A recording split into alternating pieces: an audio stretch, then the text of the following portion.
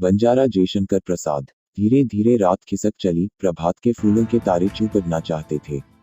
विंध्य की शैलमाला में गिरिपथ पर एक झुंड बैलों का बोझ लादे आता था। साथ के बंजारे उनके गले की घंटियों के मधुर स्वर में अपने ग्राम गीतों का आलाप मिला रहे थे।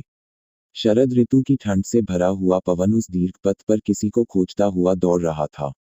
वे बंजारे थे। उनका काम था सरगुजा तक के जंगलों में जाकर व्यापार की वस्तु क्रय विक्रय करना। प्रायः बरसात छोड़कर वे 8 महीने यही उद्यम करते। उस परिचित पथ में चलते हुए वे अपने परिचित गीतों को कितनी ही बार उन पहाड़ी चट्टानों से टकरा चुके थे। उन गीतों में आशा, उपालंब, वेदना और स्मृतियों की कचुट, ठेस और उदासी भरी रहती। सबसे बीच वाले युवक ने अभी अपने आलाप को आकाश में फैलाया था। उसके गीत का अर्थ था, मैं बार बार लाभ की आशा से लादने जाता हूँ, परंतु है उस जंगल की हरियाली में अपने यौवन को छिपाने वाली कोलकुमारी, तुम्हारी वस्तु बड़ी महंगी है। मेरी सब पूंजी भी उसको क्रय करने के लिए पर्याप्त नहीं। पूंजी बढ़ाने के लिए व्यापार करता हूँ, एक दिन धनी होकर आऊंगा, परंतु विश्वास है कि तब भी तुम्हारे सामने रंग ही रह जाऊंगा। आलाप लेकर वह जंगली वनस्पतियों की सुगंध में अपने को भूल गया। यौवन के उभार में नंदू अपरिचित सुखों की ओर जैसे अग्रसर हो गया था। सहसा बैलों की श्रेणी के अग्रभाग में हलचल मची। तड़ातड़ का शब्द, चिल्लाने और कूदने का उत्पात होने लगा। नंदू का सुख स्वप्न टूट गया। बाप रे, डाका कहकर वह एक पहाड़ी की गहराई में उतरने लगा। गिर पड़ा, लुकता हुआ नीचे चला, मूर्छित हो गया। हाकिम परगना और इंजीनियर का पड़ाव अधिक दूर न था। डाका पड़ने वाला स्थान दूसरे ही दिन भीड़ से भर गया। घोड़ैत और सिपाहियों की दौड़ धूप चलने लगी। छो पहाड़ी के नीचे फूस की झोपड़ी में उषा किरणों का गुच्छा सुनहले फूल के सदृश झूलने लगा था। अपने दोनों हाथों पर झुकी हुई एक सांवली सी युवती उस आहत पुरुष के मुख को एकटक देख रही थी। धीरे धीरे युवती के मुख पर मुस्कुराहट और पुरुष के मुख पर सचेष्टता के लक्षण दिखलाई देने लगे। पुरुष ने आंखें खोल दी। युवती पास ही धरा हुआ गर्म दूध उसके मुंह में डालने लगी और युवक पीने लगा। युवक की उतनी चोट नहीं थी जितना वह भय से आक्रांत था। वह दूध पीकर स्वस्थ हो चला था। उठने की चेष्टा करते हुए पूछा, मोनी तुम हो? हाँ, चुप रहो, अब मैं चंगा हो गया हूँ, कुछ डरने की बात नहीं। अभी युवक इतना ही कह पाया था कि एक कोल चौकीदार की क्रूर आंखें झोपड़ी में झांकने लगी। युवक ने उसे देखा। चौकीदार ने हंसकर कहा, वाह मोनी, डाका भी दिलवाती हो और दया भी करती हो।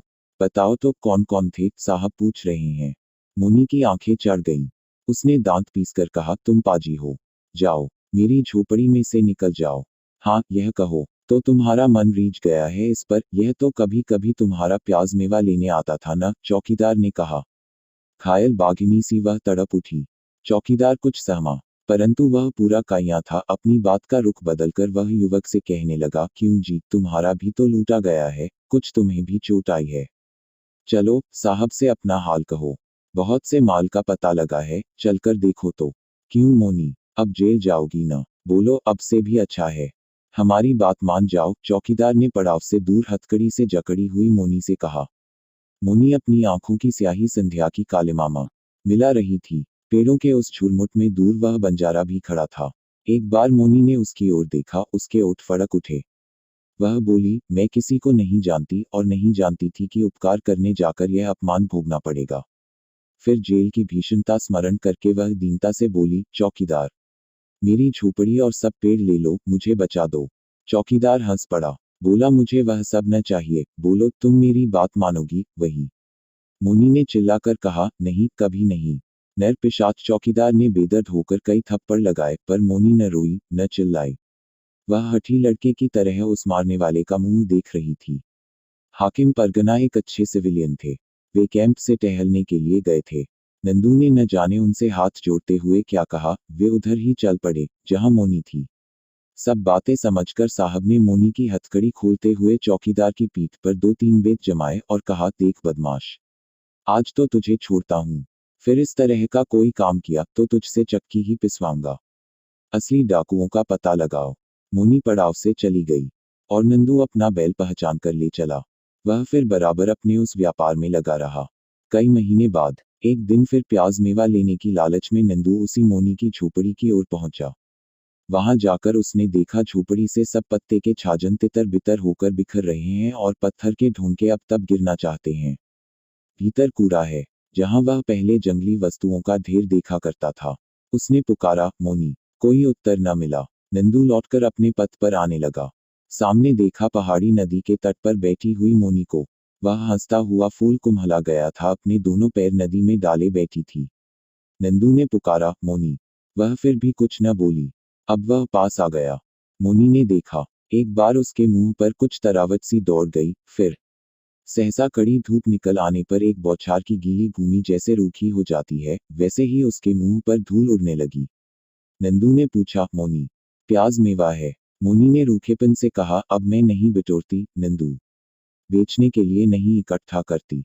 नंदू ने पूछा, क्यों, अब क्या हो गया? जंगल में वही सब तो हम लोगों के भोजन के लिए है, उसे बेच दूंगी तो खाऊंगी क्या? और पहले क्या था? वह लोभ था, व्यापार करने की, धन बटोरने की इच्छा थी। अब वह इच्छा क्या हुई? अब मैं समझती हूँ कि सब लोग न तो व्यापार कर सकते हैं और न तो सब वस्तु बाजार में बेची जा सकती है। तो मैं लौट जाऊं? हाँ, लौट जाओ, जब तक उसका बूंदों से ठंडी धूल तुम्हारे पैरों में लगे उतने समय में अपना पथ समाप्त कर लो। लादना छोड़ दूंगा, मोनी। ओहो, यह क्यों? मैं इस पहाड़ी पर निस्तब्ध प्रभाव में घंटियों के मधुर स्वर की आशा में अनमनी बैठी रहती हूँ। वह पहुंचने का, बोझ उतारने के व्याकुल विश्राम का अनुभव करके सुखी रहती हूँ। मैं नहीं चाहती कि किसी को लादने के लिए मैं बोझ इकट्ठा करूं, नंदू। नंदू हताश था। वह अपने बैलों की खाली पीठ पर हाथ धरे चुपचाप अपने पथ पर चलने लगा।